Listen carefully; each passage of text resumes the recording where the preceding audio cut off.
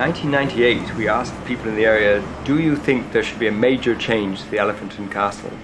And over 90% of the people said yes. And when they asked us what we meant by a major change, we meant improving the transport, making more shopping there, changing the housing, and generally making it a better place. Since 1998, we've been working carefully through a program to come up with a realistic plan that can be built to change the Elephant and Castle. And the current plans are to put almost 10 times as much shopping there as there is now, make it a real place for leisure, improve the quality of housing in the area, and increase the number of people who live there so that it becomes effectively a part of central London. What we also made clear was that it was going to be done with other people's money. Neither central government or Southwark has enough money to invest in the programme. From each of the London bridges we start by avenue tree planting all of the main roads that lead to the Elephant and Castle, so that we uplift the quality of the feel of the whole place from the minute that you cross the London bridges. As you move into the centre, you arrive at, from each of these routes, at one of London's major new public squares. And around that public square there'll be major shopping facilities, cafes, restaurants, museum, art gallery, public library, new homes, the refurbished council estates, and in the central area itself we're proposing to build a 1.25 million square feet new shopping and leisure scheme. We're hoping to build up to 4 million square feet of new private housing. Our ambition is actually to create not only a place of world city quality, but also a place where all the existing members of the community are at home and in peace with what we're trying to do, and actually feel that they are part of that world city place we're creating.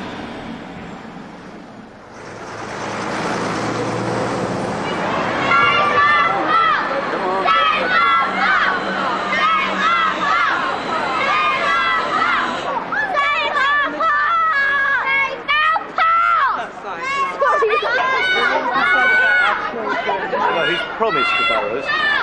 And we live on Salisbury Estate, and they're going to take our car park and green away from the frontage of our estate. They have described this area as a car park that's not used, and also the landscaped area that is around us as scrubland, which is, it's nonsense. So what has happened is, because they're knocking down the Haygate estate and other estates within the Elephant and Castle regeneration area, it's necessary to decant out the families that live on that in the houses there. To do that, the council seem to have chosen the option of giving some of the green areas around the Elephant and Castle to the developers so that they can build new houses on for the present residents of the Haygate. We don't feel that there isn't a compromise here. We don't feel there's a compromise between us and the Haygate residents. We believe that the Haygate residents can have new houses and we can keep our parks if Southwark Council and the developers are a bit more creative in their thinking and look for areas that are much more degenerated and regenerate them with new housing. Well, obviously we don't want people to lose their open spaces, but then again, Haygate tenants have to live somewhere. We're being forced to move. When they first talked about regeneration, they sent out a questionnaire, a card, a flashy leaflet, and a card that you could write your comments on and say whether you wanted the area to be regenerated or not. They got half the estate wasn't leafleted for some reason, and other areas didn't get their leaflets. But the council said the result of the consultation was that 95% of those who replied wanted the Elephant to be regenerated. But they failed to say that it was 95% of the 5% who replied. It's just deceiving people all the time. And I mean, really, people on Haygate haven't voted for the estate to be demolished. So, like this course. But then again, why should we have to move? You know, to make way for a big shopping centre? I think the community need to have some assurance that the space stands lady don't want to move. We've got most of that. I mean, already in this area, there's a huge housing need of people who who are in desperate need, who can't get transfers, overcrowded accommodations. For the immediate people living in this area, there are huge needs. Absolutely, yeah. And those needs will be surveyed. It's ridiculous what's happened down there. Absolutely potty. What the Berners Street being gentrified is a penthouse across the road, up on top of a warehouse, 1.5 million. Yeah. And we just look open mouthed. We're in a little one-bedroom flat opposite. Like, you know this map?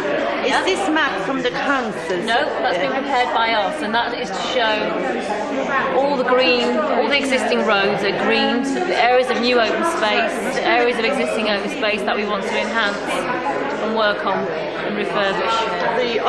One of the other problems is, as I was just saying over there, of course, some of the open spaces around the area, of course, are designated provisionally anyway for the housing to be built when you move people out. But the argument is if you're going to lose some because you're going to build on them, there's not much point in why you're talking about building other ones, increasing open space, but in fact you're taking some away to build extra housing on. Yeah. And I think that is also, it seems illogical, doesn't it, from that point of view? Obviously some of my people that live near them are saying, well, excuse me, I don't want to lose my open space, I need it just as much as those people do, and you can understand their point of view.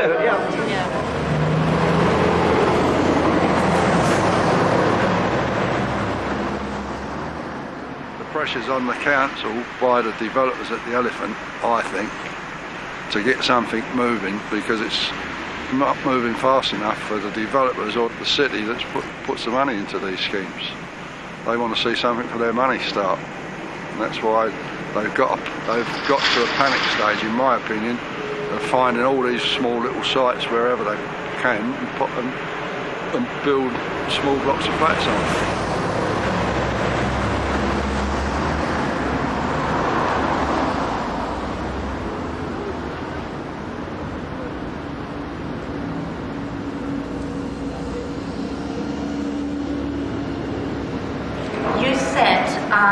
That the proposal was for 1,000 new homes on the 27 early build sites, of which 750 would be affordable housing for the Haygate.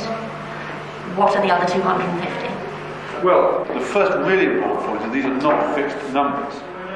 They're numbers for consultation. 1,000 is the capacity of this lot. If we build to that full capacity, then we can take in these figures, and if we do, then the rest would be homes for sale, which we would integrate with the affordable homes. Yeah, homes for sale that we would integrate with the affordable housing. I look forward to being convinced that building on public open space for sale to private owners is going to be an improvement. Well, according to the council or the developer, they are advocating that they're going to improve the lives of the local residents, for people who actually live here and work here. But for us as community, I think we beg to differ.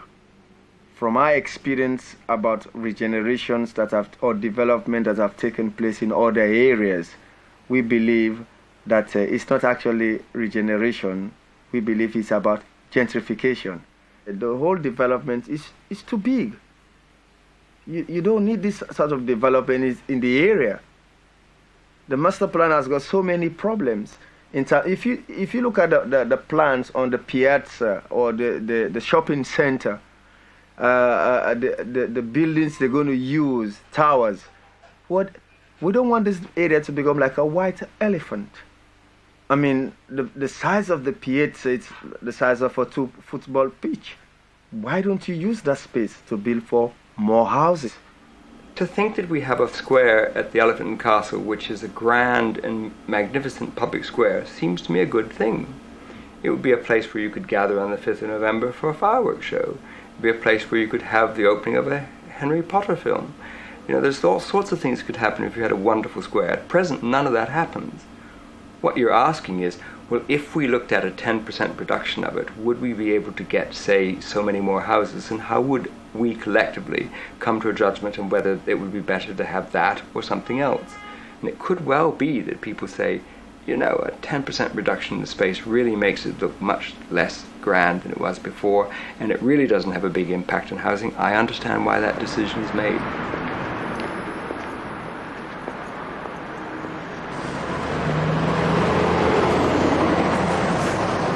We've had some development in North Southwark around the Tate Modern and so on around the waterfront, and now this is extending down into a gateway down to the Elephant and Castle, and this is really perhaps one of the first strong traditional communities that is being opened up in South London. I think what happened at Bankside was slightly different, but the Elephant is a real community that is now facing an extreme development pressure.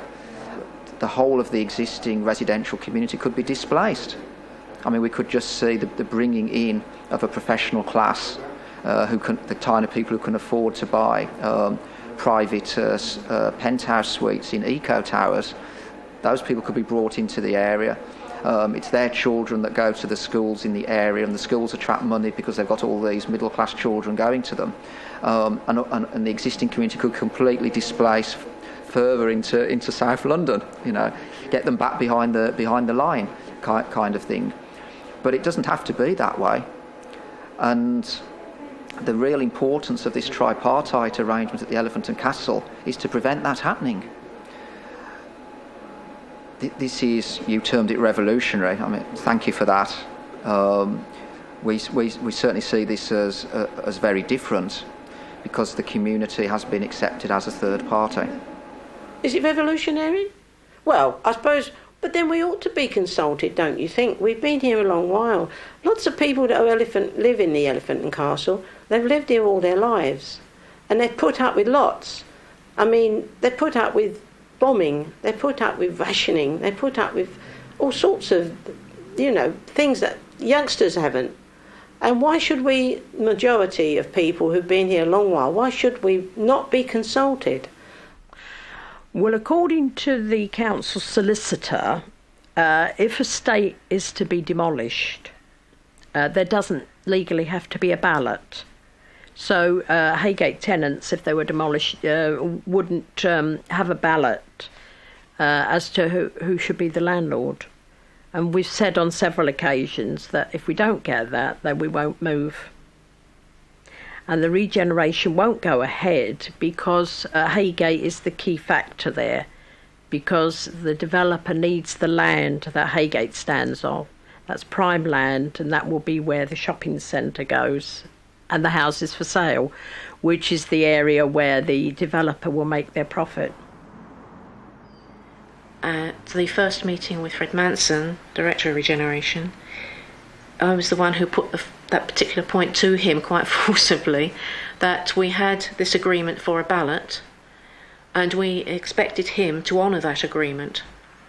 He said yes, he couldn't see any reason why not.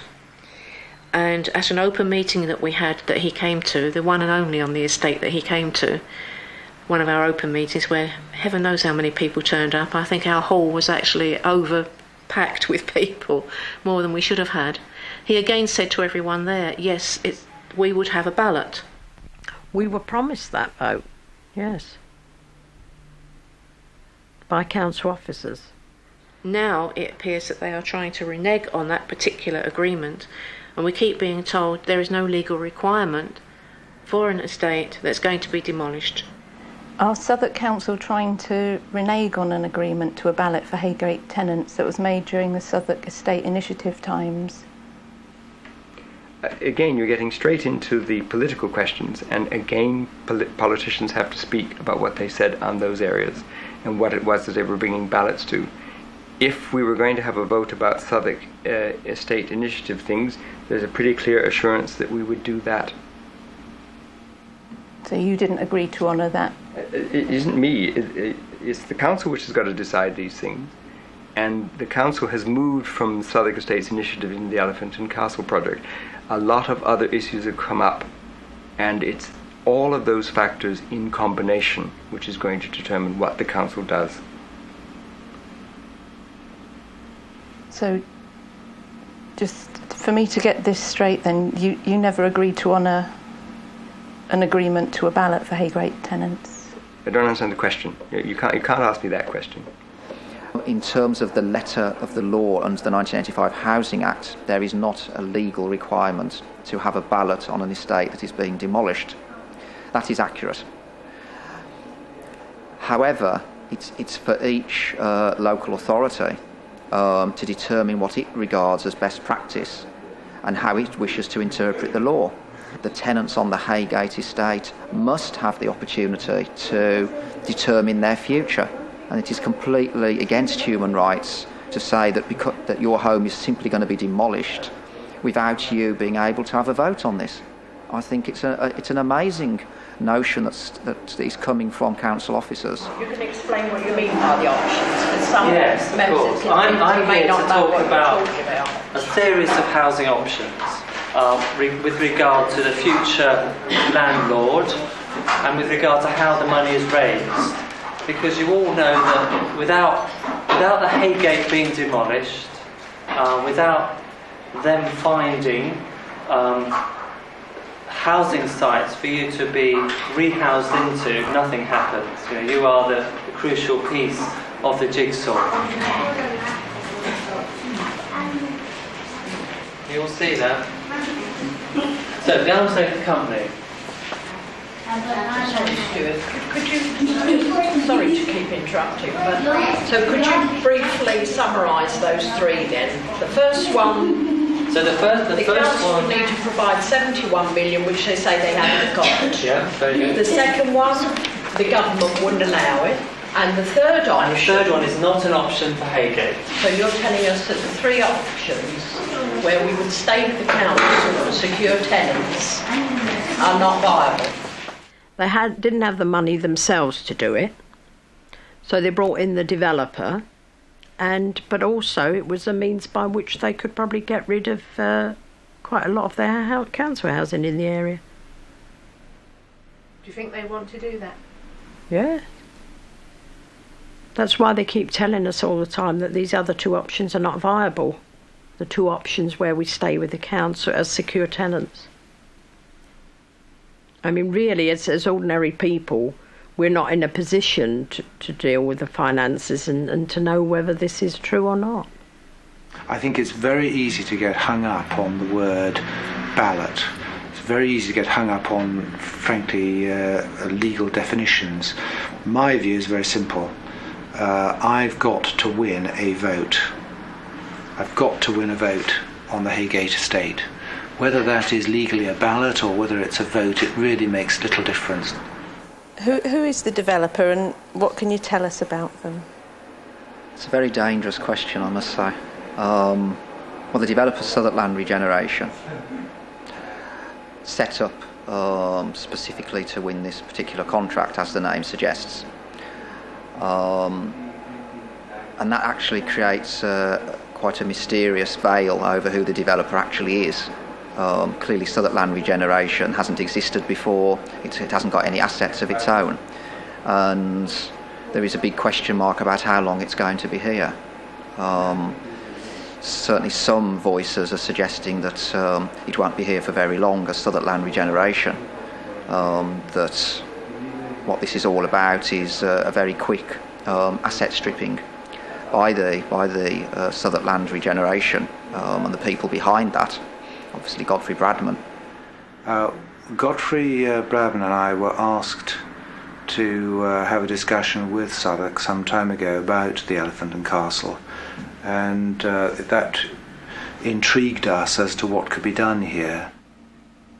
I read somewhere that Godfrey Bradman had had discussions with the council before the council decided to put the plan out to a public competition. No. So that article was wrong. Okay. It's not very helpful. Oh, what does that mean? Well, I mean, it is an inaccurate comment. The issue really is the extent of the asset stripping. to what extent will the value, the financial value of the Elephant and Castle, to what extent will that be transferred to the private sector? Little people haven't got the clout. A lot of little people might have a little bit of clout, but they haven't got as big a clout as the council and the SLR. They got more money, they got more lawyers, they got more people thinking and doing than we have.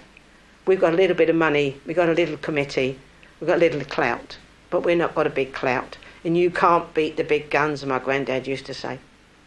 He was in the First World War. You can't beat the big guns, girl.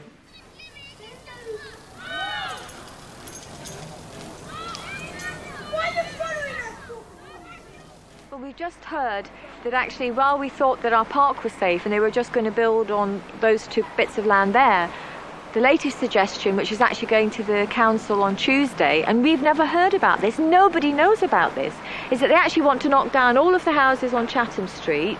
They want to knock down all of Mason Street and Darwin Street and basically just have all of this land. SLR want this land from the council.